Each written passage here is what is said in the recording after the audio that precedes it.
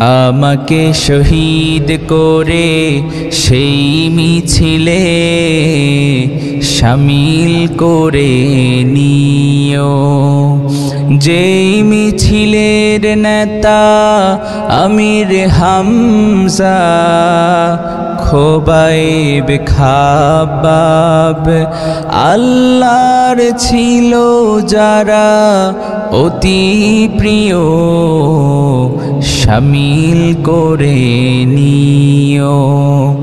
সৈয়দ কুতুব হাসানুল বন্না সেই মিছিলে হলো গণ্য। বেরলবিতি তুমির মালিক হামিদ সেই মিছিলের সাথী অনন্য। মরণ তো একদিন আসবেই জানি, মিনতি তোমার কাছে চির সুখের সেই মরণ আমায় দিও, শহীদ করে নিও। আল্লাহু আকবার স্লোগান শুনে আবুল আহাবের খারাপ লেগেছিল। এখন যাদের খারাপ লাগবে এরা হচ্ছে এই যুগের নব্য আবু জাহেল আর আবুল আহাব। চিৎকার করে বলেন ঠিক কিনা? আল্লাহু আকবারের স্লোগান ছিল, আছে, থাকবে। আল্লাহু আকবারের স্লোগানকে স্তব্ধ করতে যারাই আসবে তাদেরকে স্তব্ধ করে দিবেন যিনি আওয়াজ করে বলতে হবে তিনি কে। অতএব আমরা তাকবীর যদি দিতেই হয়, স্লোগান যদি দিতেই হয়, একটা স্লোগান হবে, সেটা হলো আল্লাহর নামের স্লোগান। চিৎকার করে মুসলমান বল ঠিক কিনা? আল্লাহু আকবারের স্লোগান পৃথিবীতে যখন আপনি আমি এসেছি, প্রথম যেই সাউন্ড আমাদের কানে গিয়েছে ওই সাউন্ডটা কি? কথা বলেন।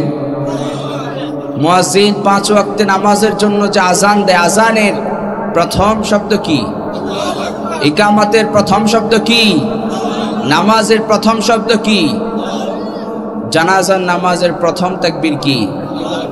অতএব জীবনের শুরু থেকে শেষ পর্যন্ত আল্লাহু আকবারের স্লোগান আছে না নাই? এজন্য স্লোগান যদি দিতেই হয় আল্লাহর নামের স্লোগান দিব। চিৎকার করে বলে মুসলমান ঠিক কিনা? নাস্তিকতা নিপাত যাক, দিন ইসলাম জিন্দাবাদ। নাস্তিকতা নিপাত যাক, দিন ইসলাম জিন্দাবাদ।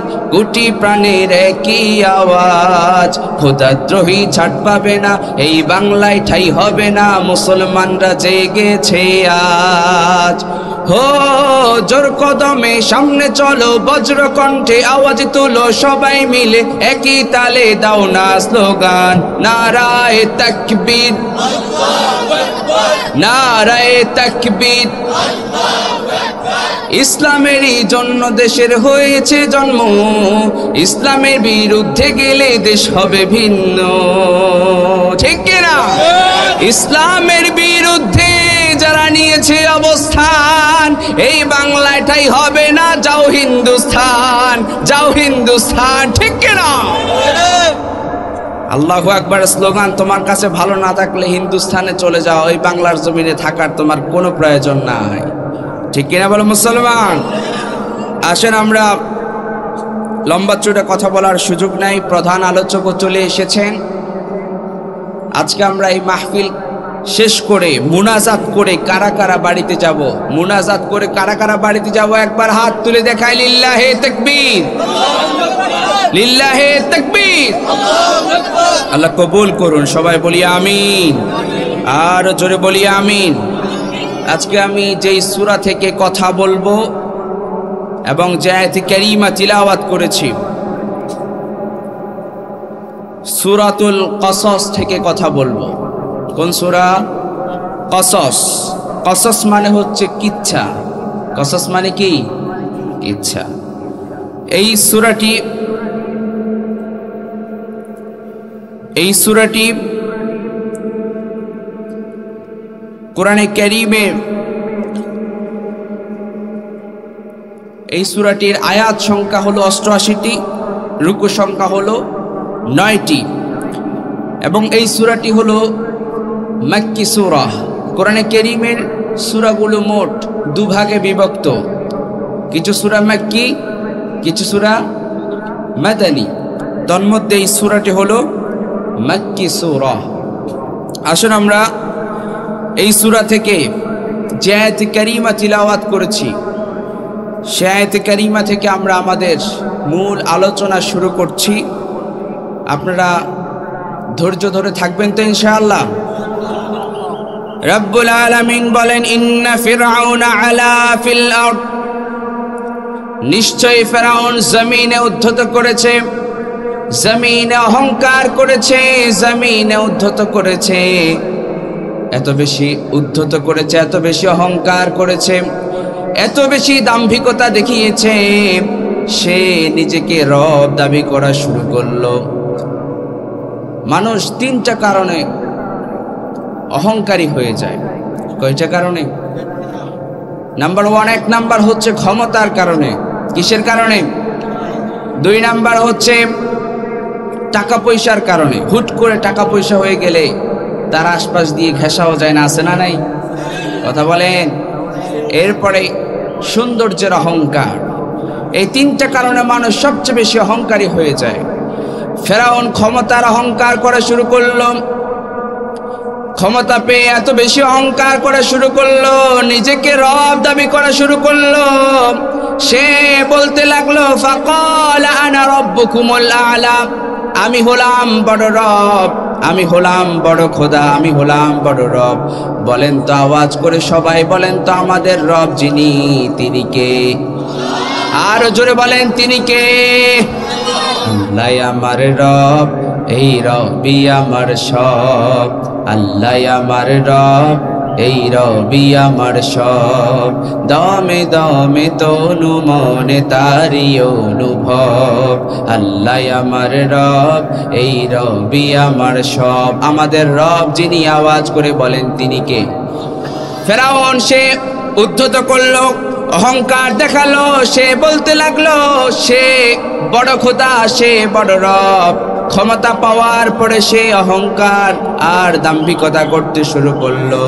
আমাদের রব যিনি, আওয়াজ করে বলেন তিনি কে? ক্ষমতা পাওয়ার পরে সে নিজেকে রব দাবি করলো।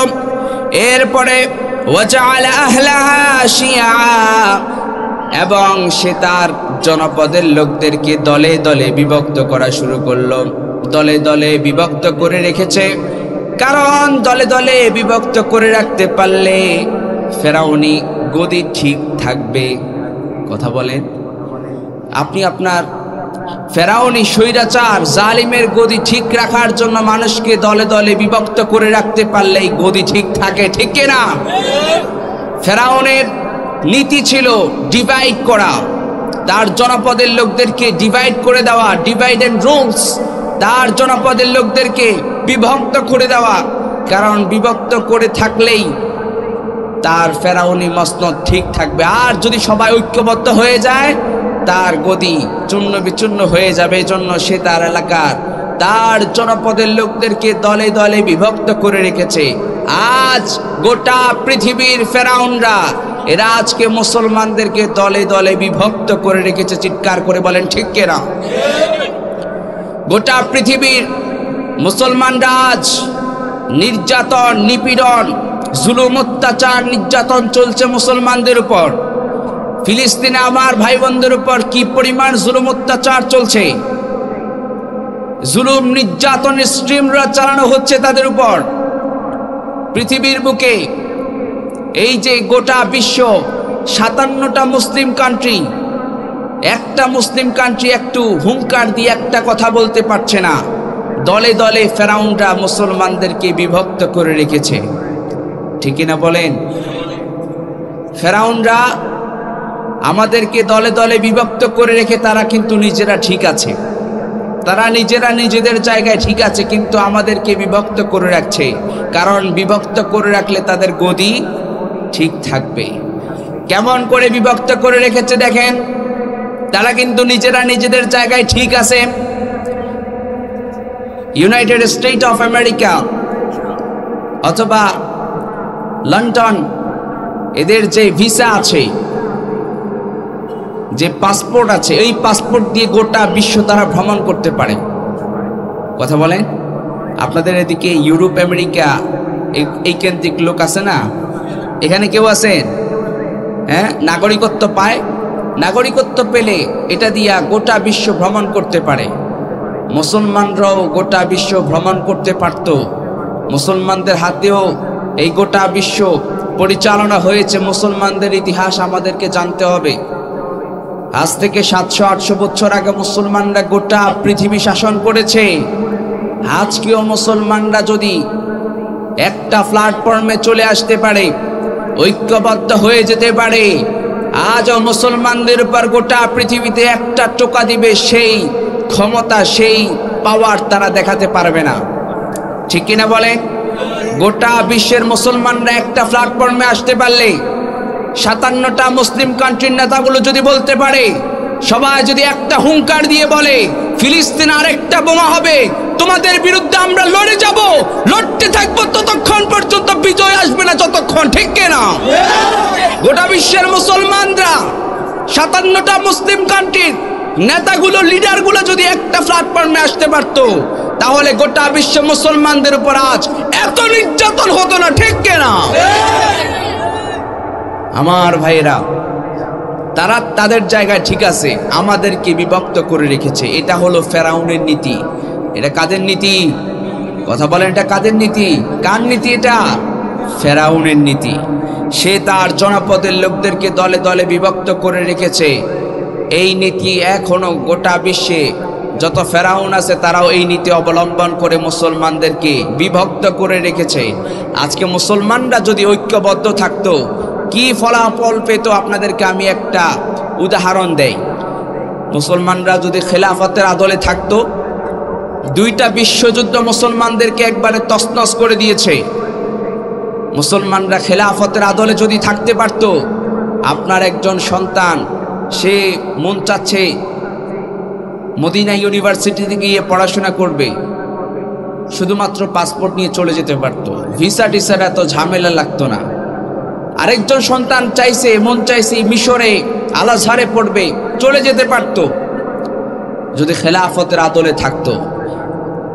কাফের মুশরিকরা, ফেরাউনরা তারা আমাদেরকে বিভক্ত করে রেখেছে, কিন্তু তারা তাদের জায়গায় ঠিক আছে। তারা তাদের পাসপোর্ট দিয়ে গোটা বিশ্ব ভ্রমণ করে, আর মুসলমানদেরকে তারা সীমাবদ্ধের বেড়াজালে তারা আটকে দিয়েছে। ঠিক কিনা বলেন? শুনতেছেন আমার কথা? বুঝতেছেন? আমি একটু প্রেসার দিয়ে কথা বলতে হচ্ছে, শরীরটা খুবই ক্লান্ত। আমি চট্টগ্রাম থেকেই আসছি, এই জন্য জার্নি করে আমি একটু রেস্ট করার সময় পাইনি, ডিরেক্ট এখানেই আসছি।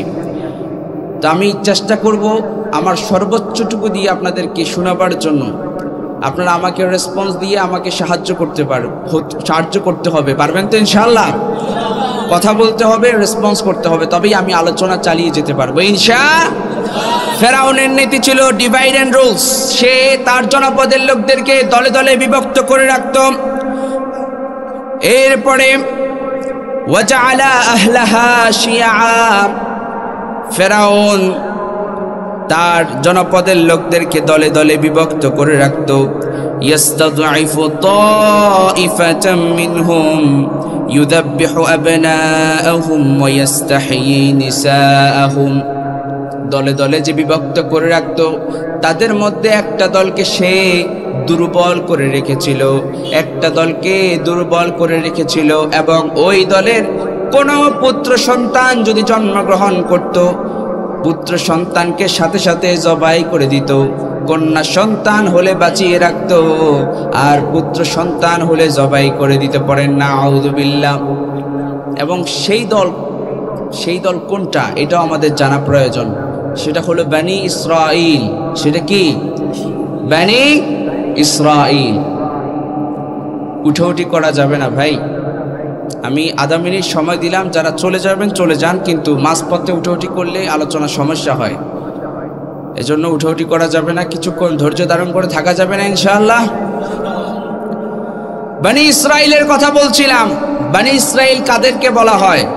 বনি ইসরাইলদেরকে দুর্বল করে রেখেছিল ফেরাউন। বনি ইসরাইল কাদেরকে বলা হয় এটাও আমাদের জানা দরকার। কি বলেন? বনি ইসরাইল কাদেরকে বলা হয় এবার শুনেন। আমাদের জাতির পিতা ইব্রাহিম আলাইহিস সালাম। আমাদের জাতির পিতা কে? জোর করে হইছে, কথা কন না কে? জোর করে হইছে। বানাইছেন কে? সাইয়েদনা ইব্রাহিম আলাইহিস সালাম, তার দুজন স্ত্রী সাইয়েদাতুনা হাজারা আলাইহাস সালাম, যাকে আপনারা বিবি হাজেরা বলে আপনারা চিনেন। আরেকজন স্ত্রী ছিল সাইয়েদাতুনা সারা আলাইহাস সালাম। তাদের ঘরে দুইজনের ঘরে দুইটা সন্তান ছিল। একজনের নাম হচ্ছে ইসমাঈল আলাইহিস সালাম, আরেকজনের নাম হলো ইসহাক আলাইহিস সালাম। ইসমাঈল আলাইহিস সালামের ক্যাটাগরিতে সাইয়েদনা ইব্রাহিম আলাইহিস সালামের পরে পৃথিবীতে যত নবী রাসূল এসেছে সব সাইয়েদনা ইব্রাহিম আলাইহিস সালামের বংশ থেকে এসেছে। সাইয়েদনা ইব্রাহিম আলাইহিস সালামের বংশ থেকে এসেছে। ইসমাঈল আলাইহিস সালামের বংশে এসেছে শুধুমাত্র আমাদের নবী, নবীদের নবী, বিশ্ব নবী মুহাম্মদুর রাসূলুল্লাহ, পড়েন সাল্লাল্লাহু আলাইহি ওয়াসাল্লাম। আর ইসহাক আলাইহিস সালামের মাধ্যমে এসেছে আর যত নবী, ইয়াকুব আলাইহিস সালাম, ইউসুফ আলাইহিস সালাম, এইভাবে করে আরো যত নবী এসেছে ইসহাক আলাইহিস সালামের ক্যাটাগরিতেই এসেছে। কথা বুঝতেছেন আপনারা? ইয়াকুব আলাইহিস সালাম তিনি হলেন ইউসুফ আলাইহিস সালামের বাবা। এটা তো আপনারা অনেকেই জানেন, জানেন না? ইয়াকুব আলাইহিস সালামকে মূলত ইসরাইল উপাধি দেওয়া হয়েছে। তার যে সন্তান ইউসুফ আলাইহিস সালাম, তিনাকে এবং ইয়াকুব আলাইহিস সালামের সন্তানদেরকে, এরপরে যত সন্তান এসেছে সবাইকে বনি ইসরাইল বলা হয়। কি বলা হয়? বনি ইসরাইল বলা হয়। ইউসুফ আলাইহিস সালামকে তার ভাইয়েরা কুয়ায় ফেলে দিল, সেখান থেকে বাণিক দল উঠিয়ে নিয়ে মিশরের আজিজে মিশরের কাছে বিক্রি করে দিল। সেই লম্বা ঘটনা আমি বলবো না। ইউসুফ আলাইহিস সালামকে মিশরে বিক্রি করে দেওয়ার পরে সেখানেও লম্বা ঘটনা ঘটে গেল। ইউসুফ আলাইহিস সালামের উপর জুলুম অত্যাচার হলো। ইউসুফ আলাইহিস সালাম কারাবরণ করলেন। কত ঘটনা সেখানে ঘটে গেল। ইউসুফ আলাইহিস সালাম একটা পর্যায়ে সাইয়েদনা ইউসুফ আলাইহিস সালামকে আল্লাহ রাব্বুল আলামিন ক্ষমতার মসনদে বসিয়েছেন। ক্ষমতার মসনদে আল্লাহ তাআলা বসালেন। ইউসুফ আলাইহিস সালাম যখন ক্ষমতার মসনদে বসলেন, এরপরে ধীরে ধীরে তিনি শাসন করেছেন এবং একটা সময় তিনি যখন মারা গেলেন তখন বনি ইসরাইলের লোকেরা তারা পাপে নিমজ্জিত হয়ে গেল। এভাবে করতে করতে তারা যখন পাপে নিমজ্জিত হয়ে যায়, আল্লাহ তাআলা তাদের কাছ থেকে ক্ষমতা ছিনিয়ে নেয় এবং ফেরাউনের গোষ্ঠীরা আস্তে আস্তে করে ক্ষমতা পায়।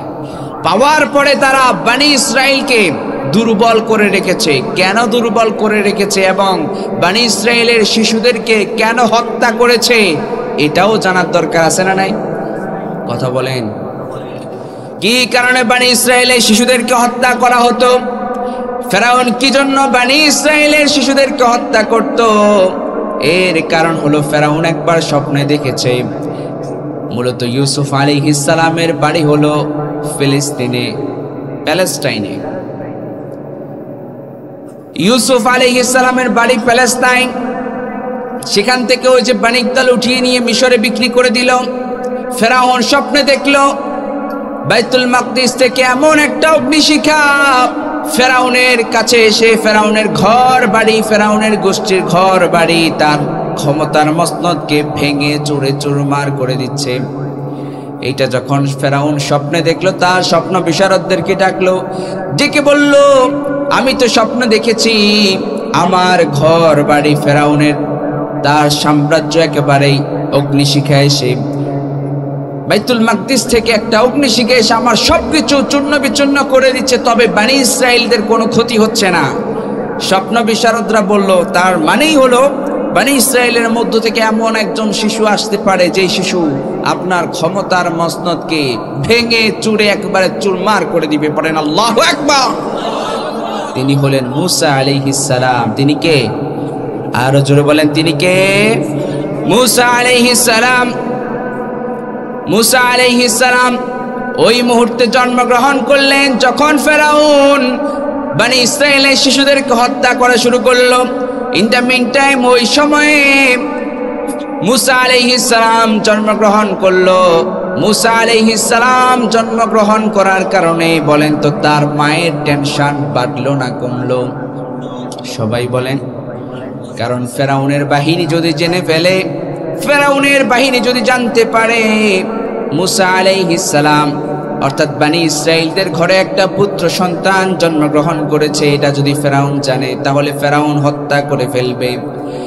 আল্লাহ রাব্বুল আলামিন মুসা আলাইহিস সালামের মাকে ইলহাম করলেন, তুমি তোমার সন্তানকে নদীতে ভাসিয়ে দাও, নদীতে ভাসিয়ে দাও। ফেরাউনের মায়ের টেনশন আরো বেড়ে গেল। ফেরাউনের মাকে আল্লাহ রাব্বুল মুসা আলাইহিস সালামের মার টেনশন বেড়ে গেল। মুসা আলাইহিস সালামের মাকে আল্লাহ রাব্বুল আলামিন সান্ত্বনা দিলেন, হতাশ হওয়া যাবে না। ওয়ালা তাখাফি ওয়ালা তাহজানি, হতাশ হওয়া যাবে না, তোমার কাছে আমি তোমার ছেলেকে আবার ফিরিয়ে দিব। আল্লাহ তাআলা ওয়াদা করলেন। বলেন তো আল্লাহ ওয়াদা করলে ওয়াদা ভঙ্গ করেন নাকি? কথা বলেন। একটু পরে সেটা জানবেন। মুসা আলাইহিস সালামকে এবার নদীতে ভাসিয়ে দিল। নদীতে ভাসিয়ে দেওয়ার পরে মুসা আলাইহিস সালাম ভাসতে ভাসতে একেবারেই ফেরাউনের ঘাটে গিয়ে উঠল। সেখানে আসিয়া আলাইহিস সালাতু ওয়াস সালাম তিনি সুন্দর চমৎকার এই সুন্দর শিশুকে দেখে তিনি কোলে নিলেন। কোলে নিয়ে যখনই তিনি ঘরে যাবেন ওই সময়ে ফেরাউন দেখে ফেলল। ফেরাউন দেখে বলল, আসিয়া এই সন্তানটা কার, কোথায় পেলাম? আসিয়া আলাইহিস সালাতু ওয়াস সালাম বললেন, আমি এখানে পেলাম। তখন ফেরাউন বলল, এটা তো বনি ইসরাইলের সন্তান হতে পারে, আমার কাছে দাও, আমি তাকে জবাই করে দেই। পড়েন না আউযু বিল্লাহ। ফেরাউন যখন বলল তখন ফেরাউনকে তার পুণ্যবতী স্ত্রী ফেরাউনকে এবার সান্ত্বনা দিচ্ছে। ফেরাউনকে বলতে লাগলো, ফেরাউনকে সে বলতে লাগলো, وقالت امرأة فرعون قرة عين لي ولك ولا تقتلوه عسى أن ينفعنا أو نتخذه ولدا وهم لا يشعرون।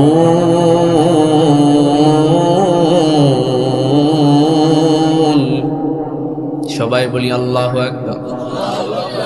ফেরাউনকে তার পুণ্যবতী স্ত্রী বলতে লাগলো, وقالت امرأة فرعون قرة عين لي ولك, এই সন্তানটা আমাদের চক্ষু শীতলকারী সন্তান হয়ে যেতে পারে। লা তাকতুলু, হত্যা করো না, তাকে কতল করো না।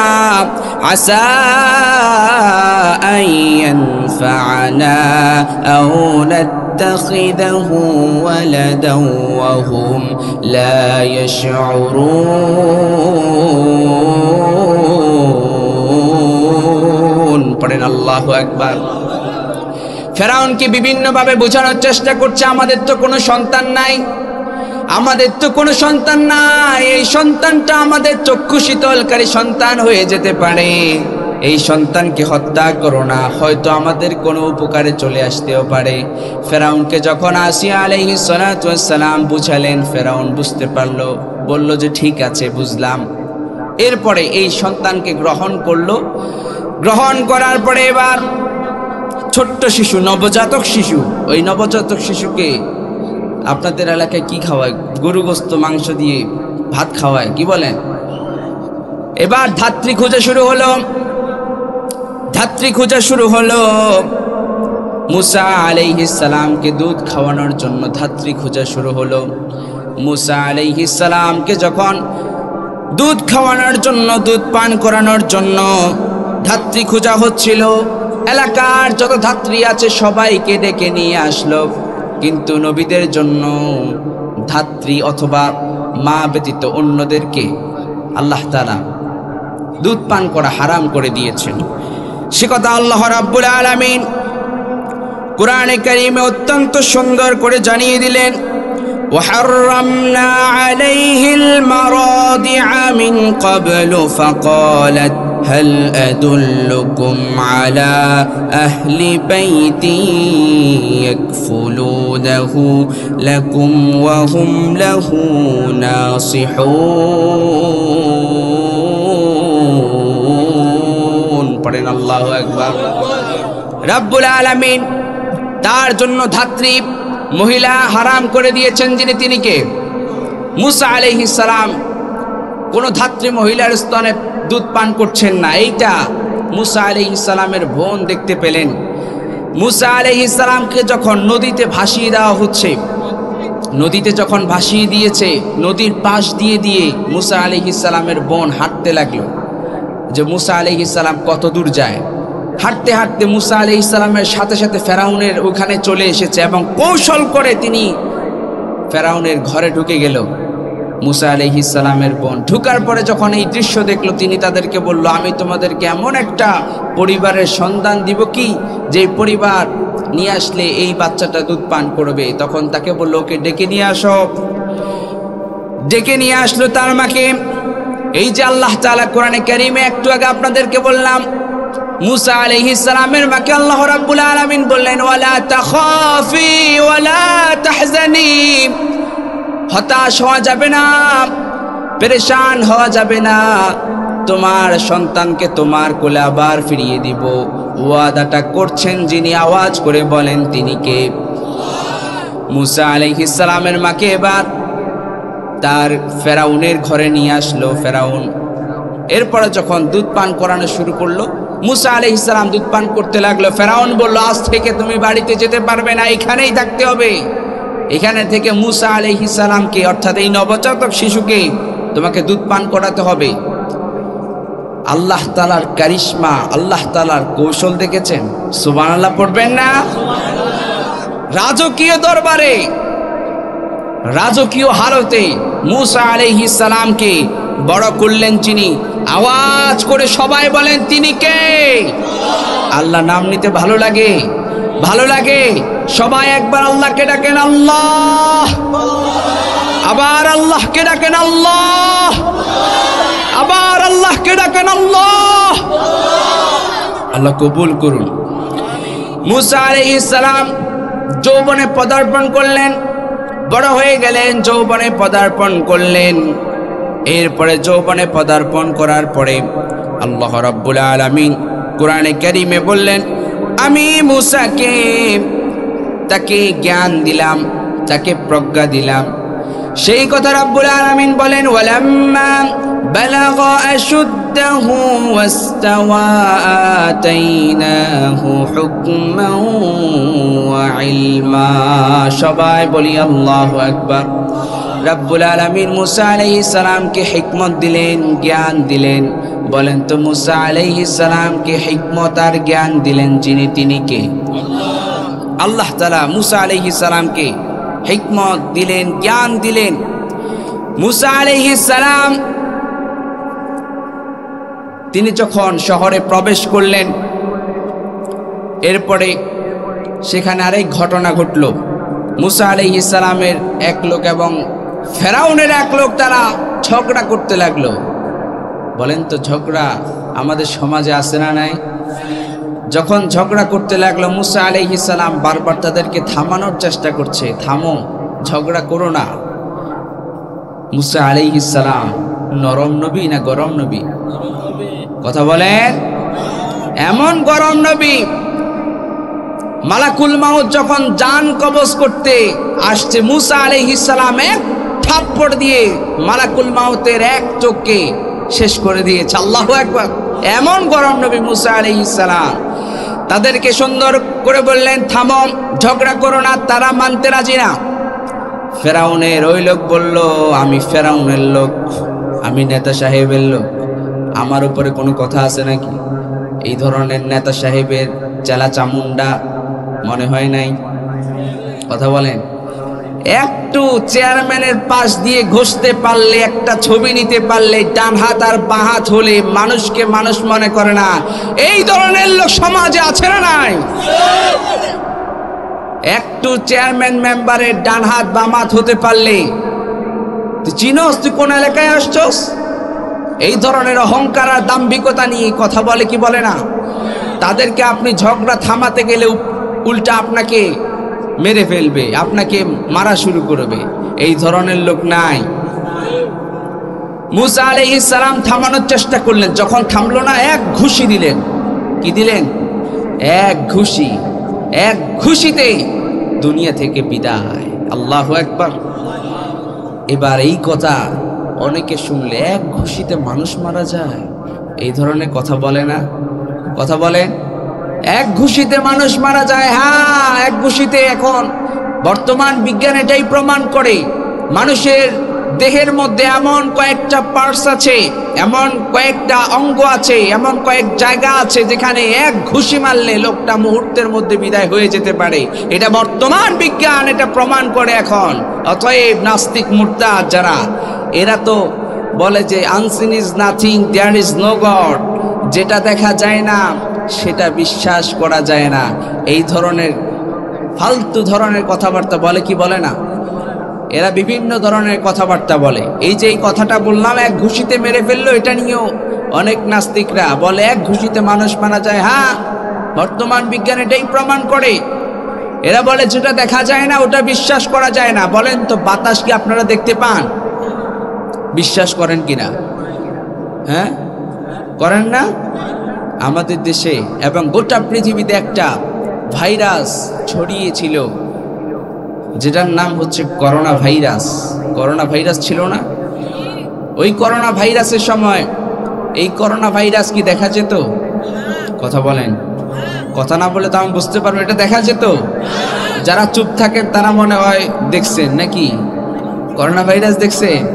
নাস্তিকরা দেখেছে, কিন্তু বিশ্বাস করছে কিনা বলেন? করছে মানে কি?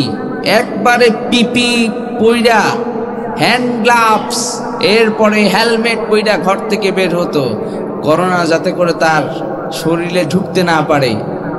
এরা করোনাকে দেখে নাই, কিন্তু বিশ্বাস ঠিকই করেছে। এই গাধার দলকে আপনি কেমন করে বুঝাবেন? এজন্য যারা বলবে there is no God, unseen is nothing, যেটা দেখা যায় না ওটা বিশ্বাস করা যায় না, মাঝে মাঝে এদেরকে উচিত জবাব দিতে হবে। যেমন কুকুর আর তেমন মুকুর হওয়া লাগবে, ঠিক কিনা বলেন? তারে আপনিও জিজ্ঞেস করবেন, বেটা তুই যে জন্মগ্রহণ করছিস, তুই যে জন্মগ্রহণ করছিস, তুই কি দেখেছিস তোর মা বাপকে? এগুলো যখন বলবেন তখন সে অটোমেটিকলি মাথা হ্যাং হয়ে যাবে। একটার পর একটা যদি আপনি তাকে প্রশ্ন করতে শুরু করেন, সে আটকে যাবে, কারণ তাদের দলিলগুলো হালকা দলিল। নাস্তিক মুরতাদরা দেখেন না, খুব ফটর ফটর করে টকশোতে এসে, হ্যাঁ, মিডিয়াতে এসে খুব নাচানাচি করতো। যখন ডক্টর এনায়েতুল্লাহ আব্বাসী ধরলো, জনমের মতো মুরগি কবিরকে সাইজ করে দিল, ঠিক কিনা বলেন? বাংলাদেশের আলেমদেরকে এতটা জ্ঞানহীন মনে করা যাবে না। বসলে বোঝা যায় থলিতে যে কিছু নাই, একবারে ছুটাইয়া ফেলছে মুরগি কবিরকে। আপনারা সে লাইভ টক শো দেখেছেন না? আমার ভাইরাম, যখন মুসা আলাইহিস সালাম তাদেরকে ঝগড়া থামানোর চেষ্টা করছেন, তখন তারা ওই ফেরাউনের ওই লোকটা যখন সে বলল, সে যখন অহংকার দেখালো, এক ঘুষি দিল, দুনিয়া থেকে বিদায় করে দিয়েছেন কে? এরপরে এবার শুনেন, যখন তাকে মেরে ফেললো ফেরাউন, এবার তার উপর খেপলো। ফেরাউন মুসা আলাইহিস সালামের উপর খেপলো। মুসা আলাইহিস সালামের নামে এবার গ্রেফতারি পরোয়ানা জারি হয়ে গেল। গ্রেফতারি পরোয়ানা জারি হয়ে গেল। মুসা আলাইহিস সালামকে এসে লোকেরা বলতে লাগলো, মুসা তুমি তাড়াতাড়ি চলে যাও, কারণ ফেরাউন তোমার নামে গ্রেফতারি পরোয়ানা জারি করেছে, চলে যাও, এলাকা ছেড়ে চলে যাও।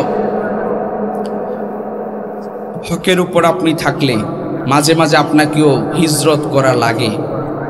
লাগে কি লাগে না? বাংলাদেশে লাগে নাই? কথা বলেন। ডক্টর মিজানুর রহমান আজহারি চিনেন না আপনারা সবাই?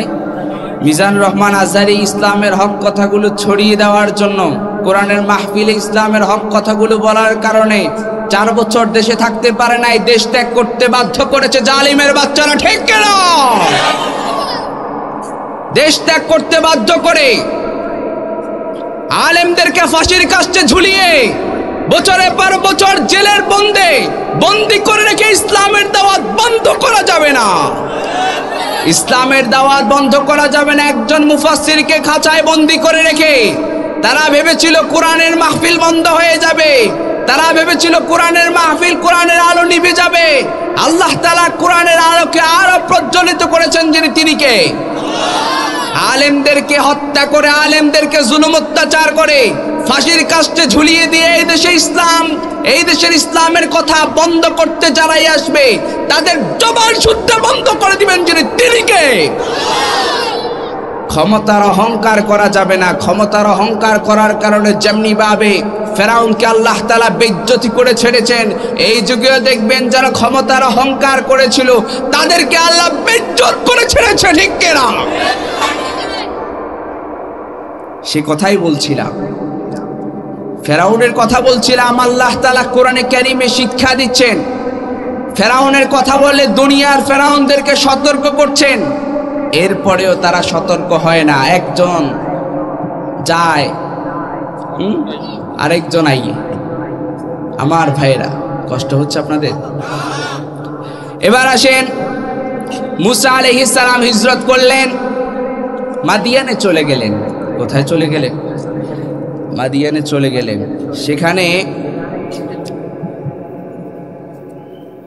সেখানে যাওয়ার পরে তিনি, তার কোনো আত্মীয় স্বজন নাই, কিচ্ছু নাই।